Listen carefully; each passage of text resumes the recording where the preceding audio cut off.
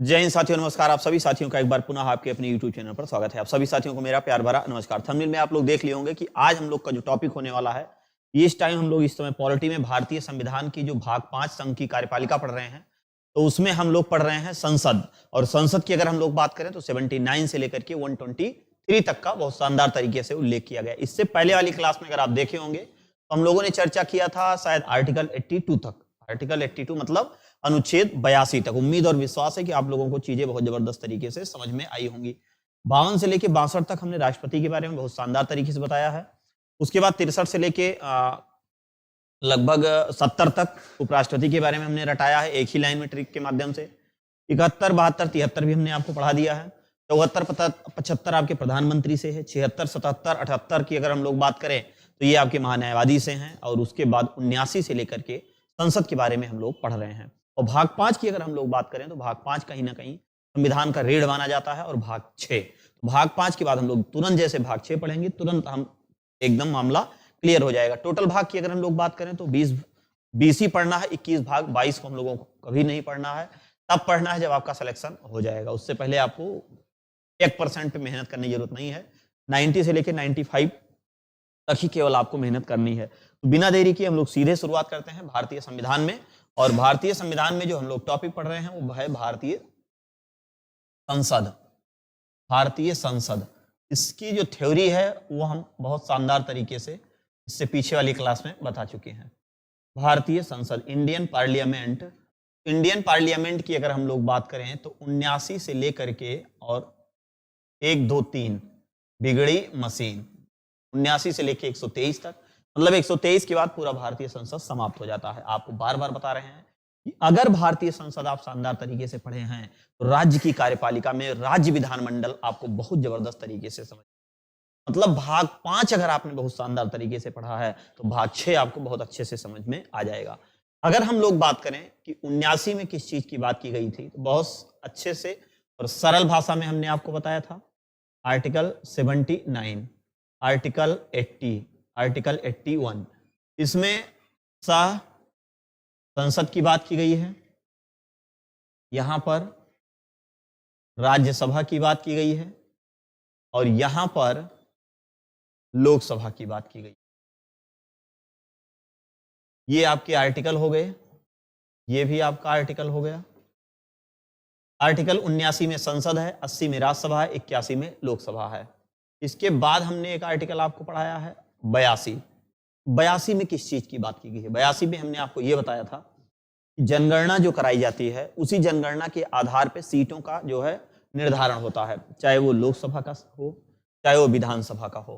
कहने का मतलब चाहे वो संसद का हो चाहे वो राज्य विधान मंडल की बात कर रहा हो, चाहे वो संसद की बात कर रहा हो चाहे वो राज्य विधान मंडल की बात कर रहा हो। यह है आपका संसद भवन, यह है आपका संसद और यह है आपका विधान मंडल। विधान मंडल, यह है आपका संसद और इधर आपका विधान मंडल है।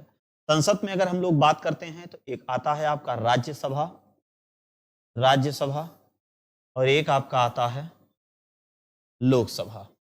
ठीक, एक आपका राज्यसभा और एक लोकसभा। विधानमंडल में अगर हम लोग बात करते हैं तो एक आता है आपका विधान परिषद और एक विधानसभा। एक विधानसभा आपका आता है और एक विधान परिषद आता है। विधान परिषद, अब यहां चीजों को आपको समझना है। अगर मान लीजिए 82 में यह कहा गया है कि प्रत्येक 10 वर्ष बाद, प्रत्येक 10 वर्ष बाद जनगणना होगी, जनगणना होगी, जनगणना होगी और उसी आधार पर, उसी आधार पर सीटों का निर्धारण होगा। सीटों का निर्धारण होगा। उसी प्रकार क्या होगा? सीटों का निर्धारण होगा। देखिए, उसी प्रकार सीटों के निर्धारण का मतलब यह हुआ, जैसे राज्यसभा है भैया, राज्यसभा में वर्तमान सीटों की कुल संख्या अधिकतम 250 है, लेकिन वर्तमान में 245 है। अब 245 है लेकिन अधिकतम कितना है? 250।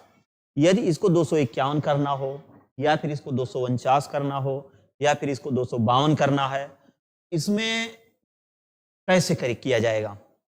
जनगणना के आधार पे ये पता चलेगा इस राज्य की जनसंख्या या इस जिले की जनसंख्या इतनी थी।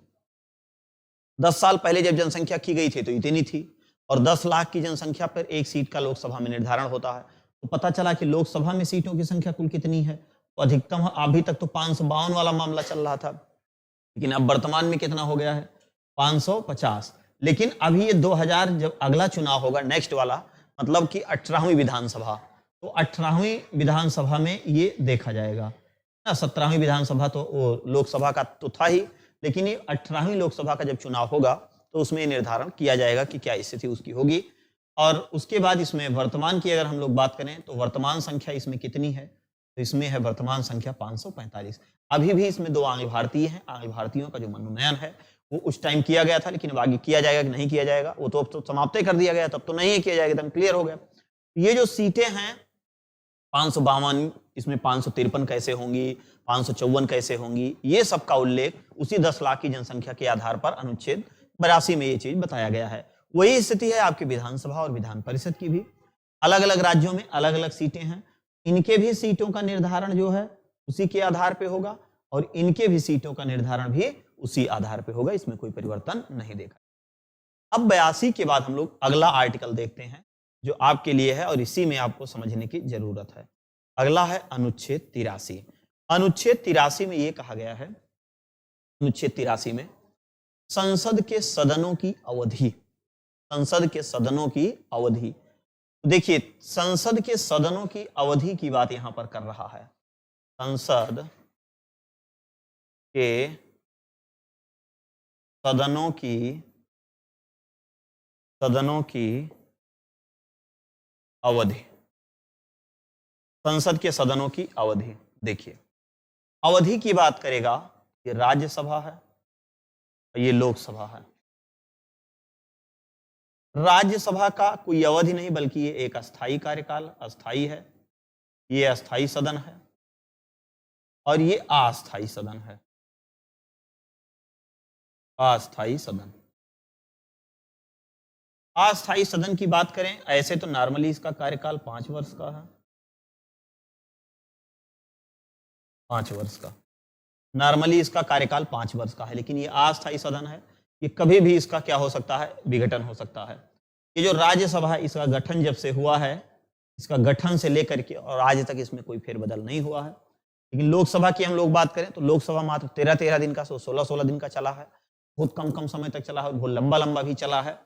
तो लोकसभा का विघटन कभी भी हो सकता है। मतलब संसद के सदनों की अवधि, हमने आपको पहले ही बताया था कि संसद के 2 सदन होते हैं और 3 अंग होते हैं।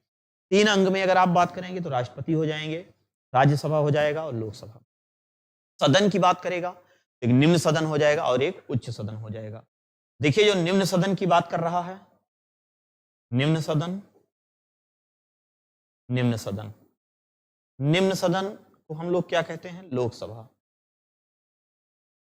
लोकसभा। उच्च सदन की अगर हम लोग बात करें तो हम लोगों का हो जाता है राज्यसभा, राज्यसभा। निम्न सदन जो है वो लोकसभा है और उच्च सदन की अगर हम लोग बात करें तो राज्यसभा है। उच्च सदन एक अस्थायी सदन है, गठन होने के बाद आज तक इसका विघटन नहीं हुआ, लेकिन इसके सदस्यों का कार्यकाल 6 वर्ष का होता है, और इसके जो सदस्य होते हैं जिनका कार्यकाल 6 वर्ष पूरा हो जाता है, 1/3 सदस्य हर 2-2 वर्ष के बाद, हर 2-2 वर्ष के अंतराल पर वो रिटायर होते जाते हैं और दोबारा जब जरूरत पड़ती है तो वो उसी आधार पर चुनाव भी इनका होता रहता है। आगे हम लोग पढ़ेंगे कि लोकसभा और राज्यसभा के सदस्यों का चुनाव वगैरह कैसे होता है, कहां से लाए जाते हैं, इनकी क्या विशेषताएं हैं, लेकिन जो मेन चीजें हैं सबसे पहले उसको हम लोग जान लेते हैं। यहां पर आप लोगों ने देख लिया क्या संसद के सदनों की अवधि किस प्रकार से होती है। अब इसको तो हम लोग मिटा ही सकते हैं, सॉरी। अब इधर हम लोग देख लेते हैं और कुछ आर्टिकल। अगला देखिए, अगला आर्टिकल आपका कौन सा है, उधर आपका 83 हो गया तो इधर आपका 84। देखिए यहां पर आप लोगों ने क्या देखा कि संसद के सदनों की अवधि, और उसमें हम लोग देखेंगे कि संसद के सदनों के सदस्यों की योग्यता, संसद के सदस्यों की योग्यता। आइए देखते हैं। देखिए अवधि शब्द थोड़ा सा छोटा है और योग्यता शब्द की अगर हम लोग बात करें तो थोड़ा सा बड़ा है। अवधि शब्द छोटा है इसलिए पहले आएगा, और योग्यता शब्द की बात करेंगे तो ये बड़ा है, तो ये आपका किस में आएगा, बाद में आएगा। चाहे अहर्ता कहे चाहे योग्यता कहे, आपका सेम टू यू। अवधि की अगर बात कर रहा है तो अवधि की बात कर रहा है। अवधि हमने आपको बताया संसद के सदनों की अवधि, लेकिन अगर वहीं पर संसद के सदस्यों की योग्यता की बात करेगा तो संसद के सदन, देखिए संसद की कोई योग्यता नहीं होती है बल्कि संसद के सदस्यों की योग्यता होती है। ये नहीं कि इसमें कहा गया है कि संसद के सदनों की अवधि, तो वहां पर संसद के सदनों की योग्यता हो जाएगा ना, ऐसा नहीं है। इसमें हम लोग क्या पढ़ेंगे, संसद के सदस्यों की योग्यता। क्या पढ़ेंगे यहां पर, संसद के सदस्यों की योग्यता, ये योग्यता। अब देखिए योग्यता, ठीक, मतलब संसद के सदस्यों की योग्यता। तो जो संसद के सदस्य होते हैं उनकी क्या क्या योग्यताएं होती हैं। एक तरफ तो आपका राज्यसभा है और एक तरफ आपका क्या है, लोकसभा। आइए देखते हैं कि क्या क्या है। सदस्यों की अगर हम लोग बात करें संसद के, एक तरफ जो है लोकसभा है और एक तरफ आपका राज्यसभा है। योग्यता का मतलब दोनों लोग भारत के नागरिक हों, उनकी उम्र क्या क्या होनी चाहिए यही इसमें मायने रखता है और यही इसमें कहा भी गया है। लोकसभा में कहा गया है, पहला पॉइंट जो है, ठीक है, भारत के क्या होने चाहिए, भारत का नागरिक हो, भारत का नागरिक हो, ये तो कॉमन चीज है। दूसरा पॉइंट इसमें क्या है, 25 वर्ष की आयु, 25 वर्ष की आयु का लोकसभा का सदस्य वो बन सकता है। बाकी पागल दिवालिया बहुरही सनकही ये सब क्या है, उसकी दशा है, कंडीशन है, उसको हम लोग योग्यता नहीं कहते हैं। लाभ का पद वो सब अलग है। भारत का नागरिक हो और 25 वर्ष की आयु क्या किया हो, पूरा कर चुका हो, वो आदमी संसद के एक सदन मतलब लोकसभा का सदस्य बन सकता है। वही बात करता है राज्यसभा के सदन की। आइए देखते हैं राज्यसभा में, यहां भी वही कंडीशन है, भारत का नागरिक हो, भारत का नागरिक हो, उम्र की अगर बात करें 30 वर्ष की आयु हो, 30 वर्ष की आयु। यहां पर 25 वर्ष था लोकसभा में और राज्यसभा में कह रहा है तो यहां पर 30 वर्ष है। 25 वर्ष और 30 वर्ष मतलब संसद के सदनों की क्या है, यहां पर योग्यता की बात करता है। योग्यता शब्द थोड़ा सा आप देख रहे हैं बड़ा है, योग्यता शब्द थोड़ा सा बड़ा है। अवधि की अगर हम लोग बात करते हैं तो अवधि शब्द थोड़ा सा छोटा है, इस ट्रिक से याद कर लेते हैं। 83 पहले आएगा, 84 बाद में आएगा, तो 83 में अवधि की बात की गई है, 84 में योग्यता की बात की गई। ठीक, अब 85 में हम लोग क्या देखते हैं, बहुत अच्छा शानदार टॉपिक है। 85 में क्या है, सत्र की बात की गई है, सत्रावसान की बात की गई है, तो विघटन या आहूत की बात की गई। कैसे कैसे क्या है, आइए इसको भी यहाँ पे देखने का प्रयास करते हैं। जैसे आप देख रहे हैं ये वाला आपका अगला आर्टिकल है 85, अनुच्छेद 85। अनुच्छेद 85 में क्या है, सत्र की बात करता है, सत्रावसान की बात करता है, विघटन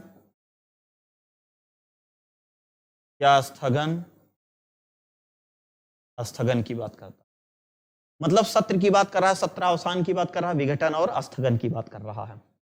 सत्र में क्या है, समझिएगा चीज को। तो सत्र है वो 3 सत्र होते हैं। संसद में कितने सत्र होते हैं, ये जो संसद है इसमें 3 सत्र होते हैं। कौन कौन से सत्र होते हैं, देखिएगा। एक बजट सत्र होता है, बजट सत्र जो मुख्य सत्र होता है, ये फरवरी अप्रैल मई, है ना, फरवरी मार्च अप्रैल मई, ये खूब लंबा सत्र होता है। सबसे लंबा सत्र आपका यही होता है, बजट सत्र, ये सबसे लंबा होता है, सबसे लंबा होता है, सबसे लंबा, फरवरी से मई तक, फरवरी से मई तक बजट सत्र। इसमें सारे सांसद लोग बैठते हैं, चाहे वो राज्यसभा के मेंबर हों, चाहे वो लोकसभा के मेंबर हों, ये सारे लोग बैठते हैं और उसमें बहस होती है, किसके बिल को पारित किया जाएगा, किसके बिल को नहीं पारित किया जाएगा। ये सब पूरा तामाझामा किसमें होता है? बजट सत्र में। इसी को सबसे श्रेष्ठ माना जाता है, इसी को मुख्य माना जाता है, बजट सत्र होता है। दूसरा आपका मानसून सत्र होता है, मानसून सत्र जुलाई से जुलाई अगस्त, जुलाई अगस्त। तीसरा आपका होता है शीतकालीन सत्र, शीतकालीन सत्र मध्य नवंबर से मध्य दिसंबर तक, मध्य नवंबर से मध्य दिसंबर तक, मध्य नवंबर से मध्य दिसंबर तक। शीतकालीन सत्र की अगर हम लोग बात करें तो यह सबसे छोटा सत्र होता है, सबसे छोटा सत्र। सत्रावसान को थोड़ा सा हम लोग नीचे लिख लेते हैं।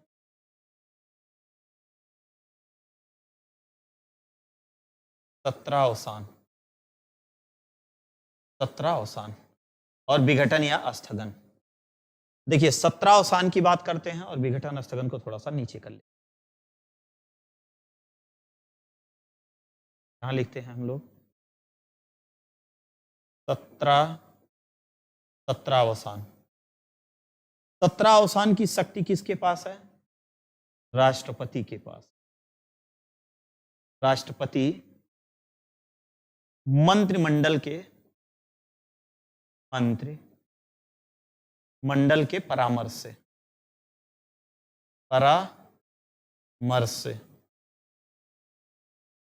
ये जो सत्रावसान है, सत्रावसान का मतलब ये जो 3 सत्र चल रहे हैं, बजट सत्र हो गया, मानसून सत्र हो गया, शीतकालीन सत्र हो गया, कि मानसून सत्र नहीं चलेगा। जुलाई अगस्त में भयंकर बाढ़ आ गई है, पूरा एकदम संसद भवन बह गया है, बैठने की जगह नहीं है। मंत्रिमंडल के परामर्श से राष्ट्रपति सत्रावसान कर सकते हैं, इनका काम यहां पर खत्म हो जाएगा। किस अनुच्छेद के तहत? 85 के तहत। ठीक, तीनों सत्र की बात कर रहा है, बजट सत्र, मानसून, शीतकालीन, वो भी आपका 85 के तहत ही। लेकिन सत्रावसान के बाद जो विघटन और स्थगन होता है, ये कौन करता है? चाहे विघटन हो गया या फिर आपका स्थगन हो गया, चाहे विघटन हो गया या स्थगन हो गया, किसका किसका? मान लो आपका राज्यसभा है, राज्यसभा और आपका लोकसभा है, 2 सदन है, एक राज्यसभा है, एक लोकसभा है। मान लीजिए क्लास चल रही है, क्लास में जो अध्यापक पढ़ा रहे हैं उनकी ये ड्यूटी बनती है। ड्यूटी का मतलब कर्तव्य तो ही है, खैर मान लीजिए कोई इमरजेंसी आ गई, क्लास को तुरंत वहीं रोक देना। लेकिन कोई स्कूल, कोचिंग या कॉलेज है, वो बंद होगा कि नहीं बंद होगा, ये प्रिंसिपल और प्रबंधक निर्णय लेंगे। प्रिंसिपल प्रबंधक से परामर्श लेकर के और तब जो है वो क्या करेंगे, जारी कर देंगे। ठीक, क्लास चल रही है, पता लगा गुरुजी के पेट में दर्द होने लगे, अब उनको भागना पड़ रहा है, वो क्या करेंगे, स्थगन कर देंगे, विघटन कर देंगे। इसका मतलब ये हुआ राज्यसभा का या स्थगन या विघटन मतलब खत्म कर देना, विघटित कर देना, रोक देना, स्थगित कर देना कुछ देर के लिए, तो कुछ घंटे के लिए। तो राज्यसभा में कौन करेगा? सभापति। लोकसभा में कौन करेगा? लोकसभा अध्यक्ष, क्योंकि जो मुखिया होता है सदन का वही करेगा। यहां पर हम लोग लिख सकते हैं कि इसका राज्यसभा का विघटन राज्यसभा के द्वारा,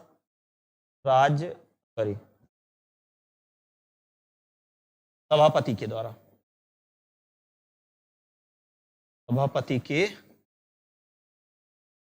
सभापति के द्वारा। लेकिन लोकसभा में लोकसभा अध्यक्ष के, लोकसभा अध्यक्ष के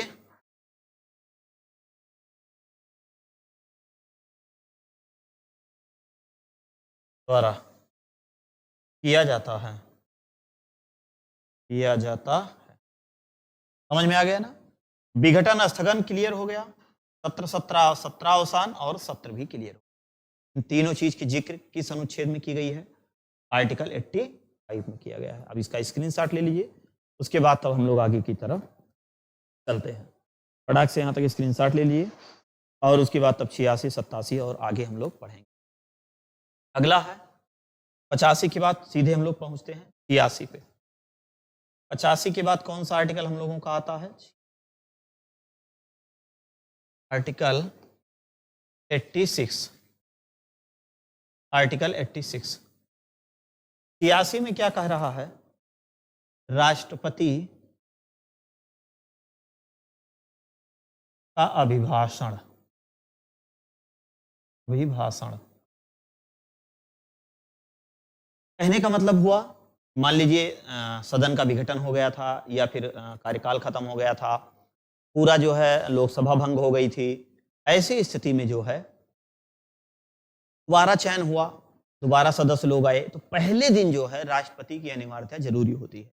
इसी को हम लोग क्या कहते हैं? अभिभाषण की। मतलब वो पहले दिन रहें, बताएं कहाँ संसद के रूल हैं, ये नियम है, कितने सदस्य आए, कितने आए, सबको शपथ वपथ दिला के सारा सब कुछ मामला मेंटेन कर दें, क्योंकि ये संवैधानिक पद है भाई राष्ट्रपति का। क्योंकि राष्ट्रपति को ये पता होना चाहिए ना कि लोकसभा में कितने मेंबर आए हैं, राज्यसभा में। तो राज्यसभा का कहीं विघटन नहीं होता है, लोकसभा की कितने, क्योंकि लोकसभा के आधार पर ही पीएम बनता है और राज्यसभा के बहुमत पर कभी पीएम नहीं बनता है। तो उसी को क्या कहा जाता है? अभिभाषण। अगर मान लीजिए बीच में कोई जरूरत पड़ गई, बीच में अगर कोई जरूरत पड़ गई, तब क्या किया जाता है? उसके लिए तब विशेष अभिभाषण लाया जाता है। उसका किसमें जिक्र किया गया है? 87 में। राष्ट्रपति का विशेष अभिभाषण। राष्ट्रपति का विशेष अभिभाषण। मान लीजिए कि सदन चल रहा है, मंत्रिमंडल को कोई जरूरत पड़ गई, तुरंत राष्ट्रपति को लिख के भेजेगा मंत्रिमंडल की, जाओ फटाक से वहां बता के आओ भाई, क्योंकि सदन एक तरह से कहा जाए तो संसद के मुख्य वही है। तो वो जाएंगे और बताएंगे लोगों को रोक के कि ये मामला है, ऐसे ऐसे ये नियम कानून है। ये विशेष अभिभाषण। जैसे मान लीजिए स्कूल वगैरह में आप लोग पढ़ते थे, कभी कभी देखिए एक रजिस्टर 5वें 7वें पीरियड में आता था, या लंच के बाद आता था, लंच के तुरंत बाद कभी कभी आ जाता था, या 7वें 8वें पीरियड में आता था, है ना। वो जब रजिस्टर निकलता था, प्यून लेकर के कमरे कमरे में जाता था, तो सब लोगों को ये पता चल जाता था या तो भैया कोई छुट्टी होने वाली है। ज्यादातर दिमाग लड़के लोग लगा लेते थे हम लोग की छुट्टी होने वाली है। लेकिन कभी कभी क्या फीस के लिए भी आ जाता है, कभी कभी उसमें जो नियम लिखा रहता है वो केवल टीचरों के लिए लिखा रहता है, अपना लोग पढ़ के अपना सिग्नेचर करके आगे उसको बढ़ा देते थे। कभी कभी जो है उसमें खुशखबरी आ जाती थी। खुशखबरी का मतलब है कितने दिन स्कूल आपका बंद रहेगा। कभी कभी फीस के लिए, कभी ड्रेस के लिए, कॉपी किताब के लिए जो भी नोटिस जारी की जाती है, तो वो एक अचानक बीच में जारी, तो उसको क्या कहते थे? विशेष अभिभाषण। यही है 87 में राष्ट्रपति के विशेष अभिभाषण की बात की गई है। अगला हम लोग देख लेते हैं। अगला आर्टिकल है आपका 88। हमने ये पहले ही आपको पढ़ाया था। अनुच्छेद 88 में हम ये बताए थे कि जो महान्यायवादी साहब हैं, महान्यायवादी, जिसको क्या कहा जाता है? एजी। एजी मतलब क्या होता है? अटॉर्नी जनरल ऑफ इंडिया, एजी। तो भारत के महान्यायवादी हैं, ये संसद के किसी भी सदन में भाग ले सकते हैं, लेकिन मतदान नहीं कर सकते हैं। महान्यायवादी संसद के किसी भी सदन में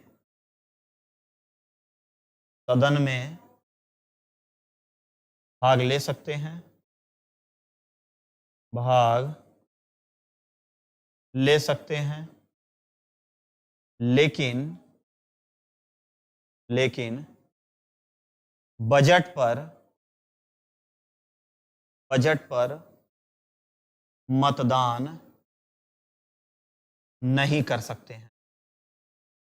नहीं कर सकते हैं।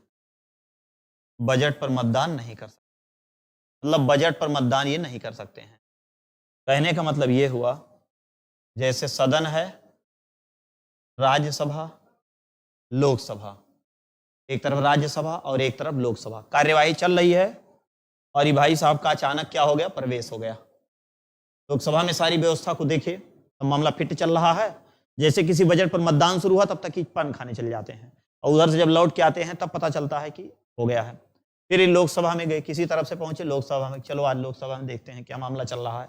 वहां गए, सुनवाई की, लेकिन वहां भी बजट पर मतदान नहीं कर सकते। बजट पर मतदान वही करेगा जो संसद का सदस्य होगा। ठीक। अब आप यहां पर एक शब्द ये कहोगे कि जो संसद का सदस्य केवल वही मतदान करेगा, आप कह रहे हैं, लेकिन जो राज्यसभा के सभापति होते हैं, राज्यसभा के सभापति, वो तो उपराष्ट्रपति होते हैं।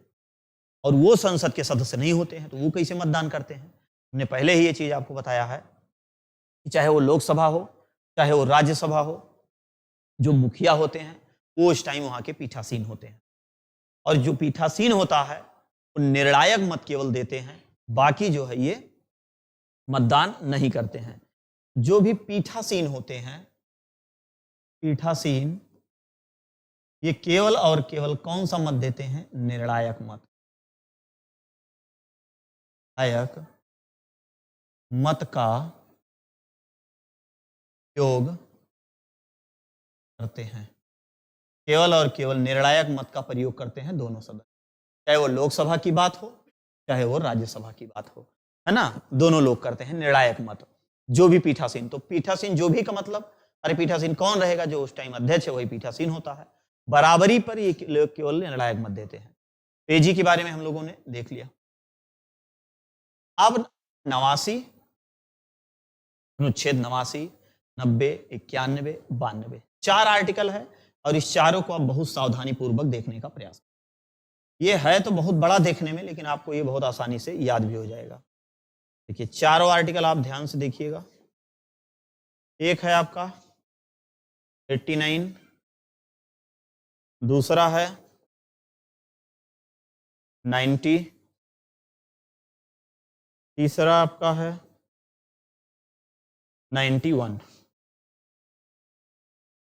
चौथा आपका है 92। ये 4 आर्टिकल हैं और चारों आर्टिकल का संबंध जो है सभापति से है। सभापति का मतलब क्या होता है?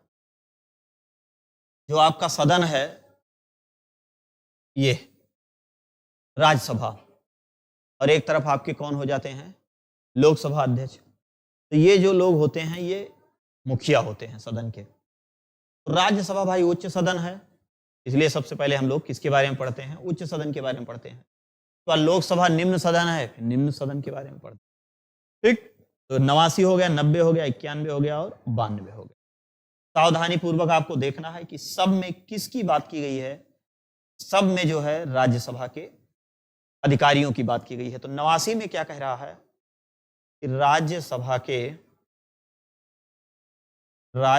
के सभापति एवं उपसभापति सब अधिकारी संसद के उच्च सदन के अधिकारी, सदन के अधिकारी की बात की गई है।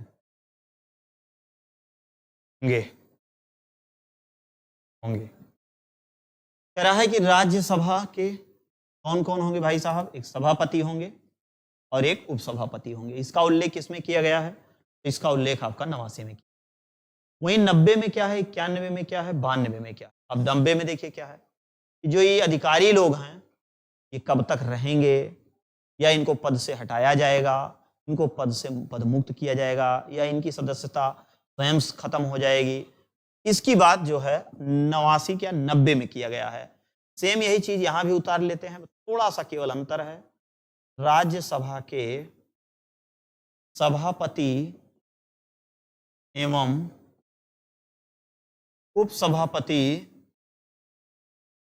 सभापति एवं उपसभापति पद त्याग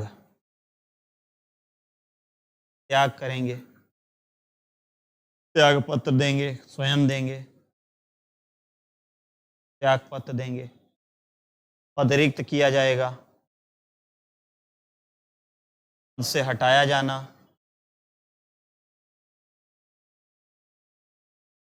पद से हटाया जाना, इन सब का उल्लेख किया गया है। देखिए तनी से अंतर है, केवल तनी से अंतर है। क्या? एक सभापति, उपसभापति, कुल मिला के पद रिक्त की बात कर रहा है। इनके पद रिक्त की बात कर रहा है। इनके पद रिक्त की बात कर रहा है, सभापति और उपसभापति। अगले में क्या हो जाएगा?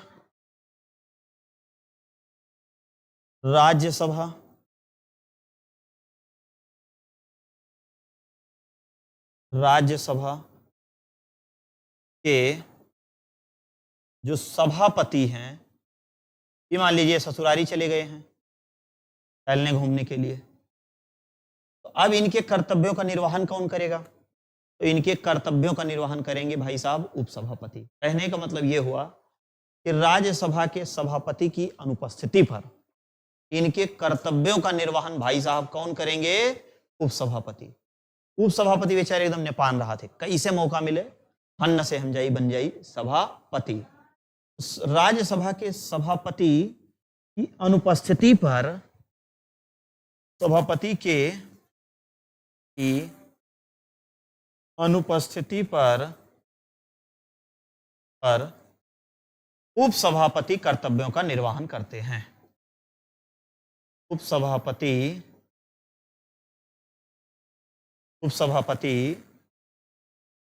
सभापति के कर्तव्यों का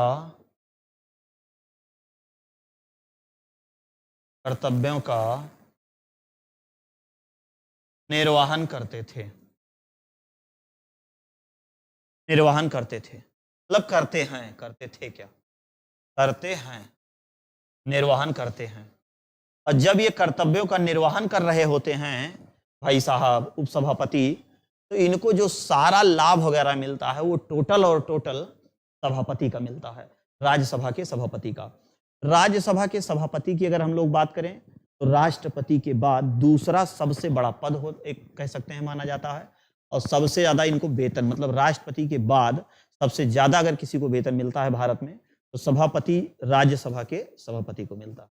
अगला हम लोग 92 में देख लेते हैं। यहां तक तो चीजें आप लोगों को समझ में आ गई होंगी, यहां तक कोई किसी प्रकार की समस्या नहीं होनी चाहिए। अगला हम लोग देख लेते हैं किसमें, 92 में। अब 92 में किस चीज की बात की गई है? देखिए, इसमें भी राज्यसभा है, इसमें भी राज्यसभा है, इसमें भी राज्यसभा है, इसमें भी राज्यसभा के अधिकारी की बात की गई है। मान लीजिए कि राज्यसभा के जो सभापति हैं या उपसभापति हैं, इनके पद को लेके मामला विचाराधीन चल रहा है।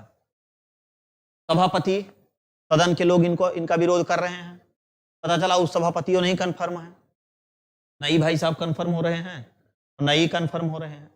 जब कोई कन्फर्मेशन नहीं आ रहा है जब इनका कोई कन्फर्मेशन नहीं आएगा, तब एक नया कन्फर्मेशन इनका आ जाएगा कि चलो अब तुम लोग यहाँ से झोरा झंखाड़ी अपन बांधो और सीधे यहाँ से निकल लो। तो सभापति मतलब यहां भी हम लोग लिख सकते हैं कि राज्यसभा के सभापति, राज्यसभा के सभापति एवं उपसभापति का पद विचाराधीन हो तो ऐसी स्थिति में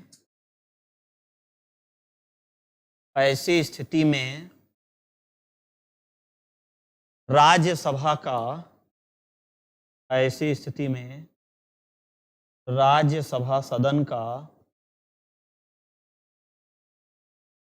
कोई पीठासीन नहीं होगा, कोई पीठासीन नहीं होगा, कोई पीठासीन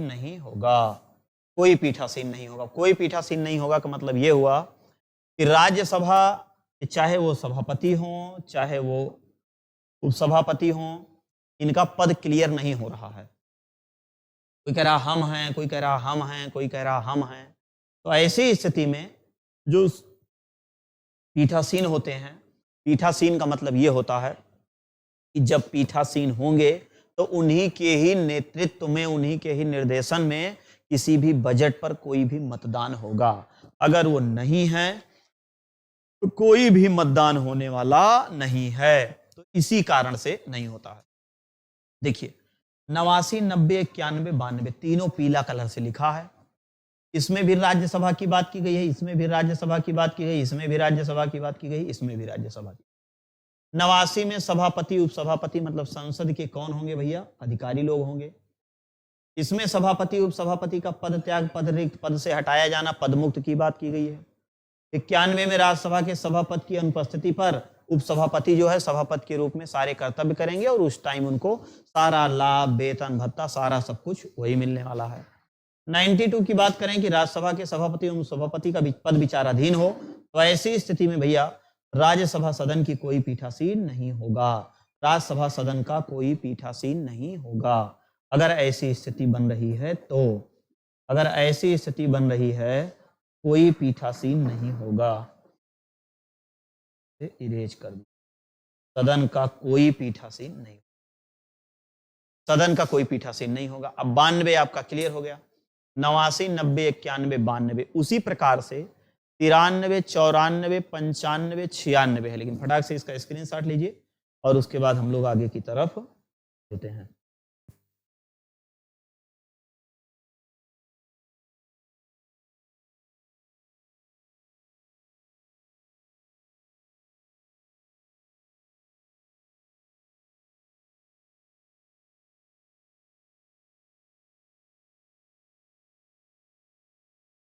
देख लेते हैं और कुछ प्रमुख आर्टिकल हैं 5 मिनट में, उसको भी आप देख लीजिए।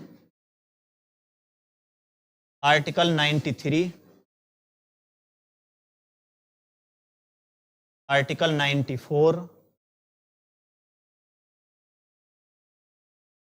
95 और अगला आर्टिकल है 96। ये आपके इतने प्रमुख आर्टिकल हैं। उधर हम लोग पीले से लिखे थे और इसको व्हाइट से लिख दे रहे हैं। 4 आर्टिकल वहां क्लियर था और 4 आर्टिकल यहां भी हम लोग क्लियर कर लेते हैं। वहां हम लोगों ने 4 आर्टिकल किसके बारे में पढ़ा था? राज्यसभा के बारे में पढ़ा था। यहां हम लोग 4 आर्टिकल किसके बारे में पढ़ेंगे? लोकसभा के बारे में पढ़ेंगे। जो जो कंडीशन राज्यसभा के लिए थी वही वही कंडीशन लोकसभा के लिए भी हो जाएगी। कहीं से ध्यान से देखिए, आपके दिमाग में सीधा चला जाएगा। 93 में भी लोकसभा की बात कर रहा है, यहां पर भी लोकसभा की बात कर रहा है, यहां पर भी लोकसभा की बात कर रहा है और यहां पर भी लोकसभा की बात कर रहा है, लोकसभा की बात कर रहा है। देखिए 93 में लोकसभा के अधिकारी, लोकसभा के अधिकारी, लोकसभा के अधिकारी भाई साहब कौन कौन होते हैं? एक अध्यक्ष साहब होते हैं और एक उपाध्यक्ष साहब होते हैं। एक अध्यक्ष होते हैं और एक उपाध्यक्ष होते हैं। कहने का मतलब है कि 93 में ये कहा गया है कि संसद में एक सदन है जिसको हम लोग कहते हैं निम्न सदन या लोकसभा। ब्रिटेन में हाउस ऑफ कॉमन्स कहते हैं और अमेरिका में हाउस ऑफ रिप्रेजेंटेटिव कहते हैं। लोकसभा के अधिकारी मतलब अध्यक्ष और उपाध्यक्ष की बात की गई है 93 में। वहां पर बाद वाले में क्या किया गया था? इनके पदत्याग की बात की गई थी। तो लोकसभा के अधिकारी, लोकसभा के अधिकारी पदमुक्त होंगे। यहां त्यागपत्र होगा, पद से हटाया जाना, पद से हटाया जाना।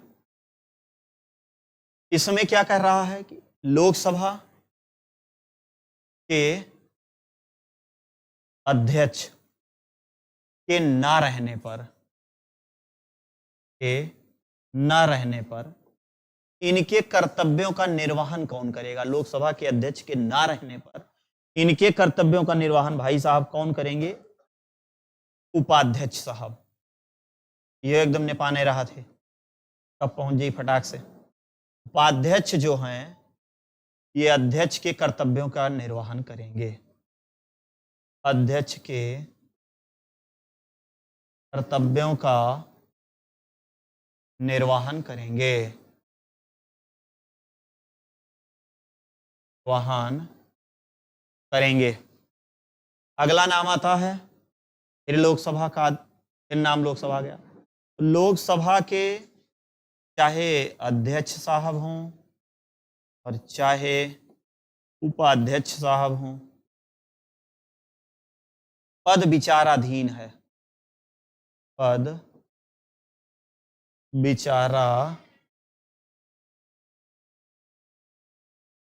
विचाराधीन हो तो सदन के पीठासीन नहीं होंगे, सदन के पीठासीन नहीं होंगे, सदन के पीठासीन नहीं। कहने का मतलब 96 में कहा गया है कि लोकसभा के अध्यक्ष और उपाध्यक्ष का पद अगर विचाराधीन हो तो ये भाई लोग दोनों लोग सदन के पीठासीन नहीं होंगे, कोई मतलब इन लोगों का नहीं निकलेगा। 5 आर्टिकल वहां भी, सॉरी 4 आर्टिकल वहां भी हम लोगों ने एक ही जन के बारे में पढ़े और यहां भी एक ही जन के बारे में हम लोग पढ़ रहे हैं। अगला हम लोगों का और आता है इसमें 96, 4 आर्टिकल और है, 4 आर्टिकल इसी में जोड़ लेते हैं, सेंचुरी मार दिया जाए, आज का काम समाप्त करते हैं। अगला आर्टिकल है, घसीट देते हैं भना भन करके 97 में। एवं उस 97 में कहा गया गया है ये जो लोकसभा के अध्यक्ष और उपाध्यक्ष हैं, राज्यसभा के अध्यक्ष और उपाध्यक्ष हैं, तो इनको साड़ी वाड़ी ले जाना पड़ेगा ना, नथुनी उथनी, दुल्हन के लिए झुमकी उमकी, क्या करेंगे उसके लिए वेतनवा मिलना चाहिए। कहने का मतलब है 97 में से संसद के अधिकारियों का, संसद के अधिकारी कौन कौन होंगे, राज्यसभा प्लस लोकसभा के वेतन एवं भत्तों की बात की गई है। भत्तों की बात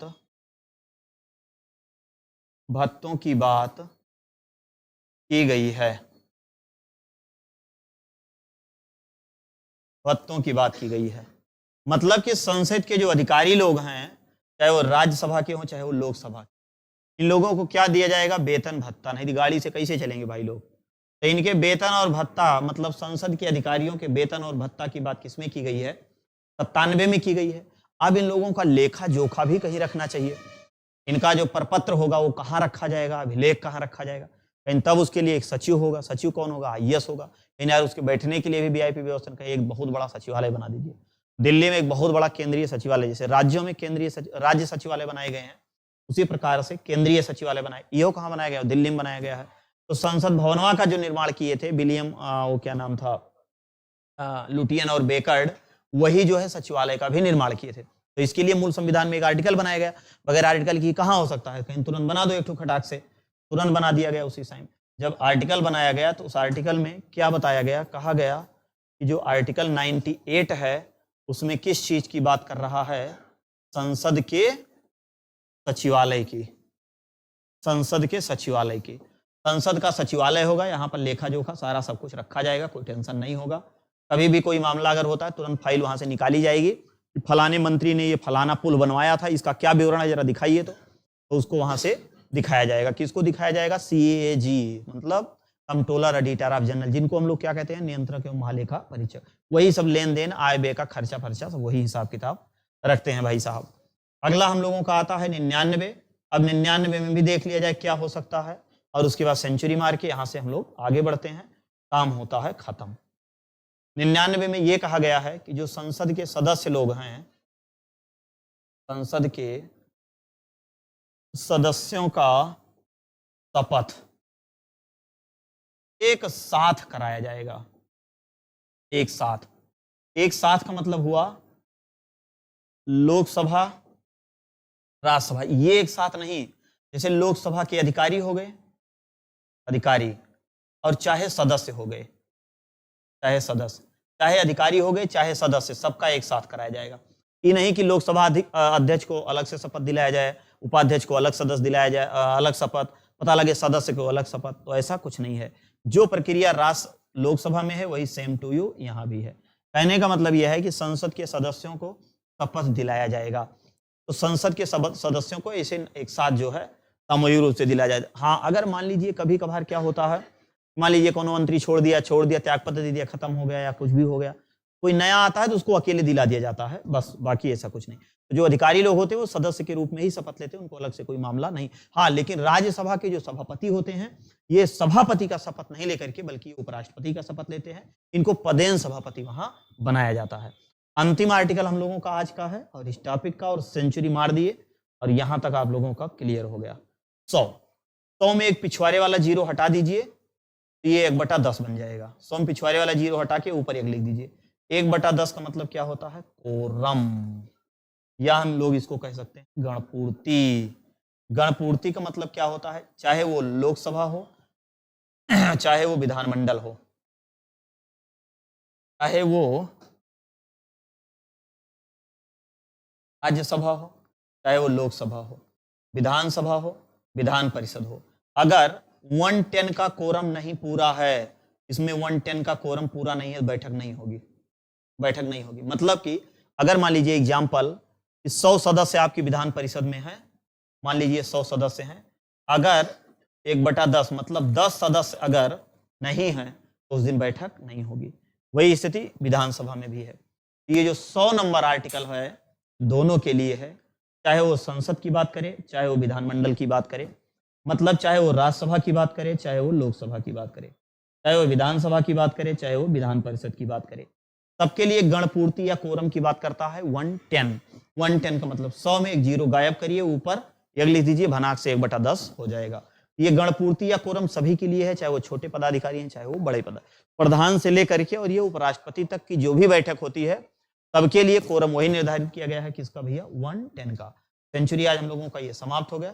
और ये जो आपकी अब इसके बाद वाली जो क्लास होगी वो 1 से लेकर के हम लोग लगभग मान के चलिए कहाँ तक पहुंच पाएंगे, अधिकतम 10 या 12 आर्टिकल तक, क्योंकि उसको व्याख्या भी करना है।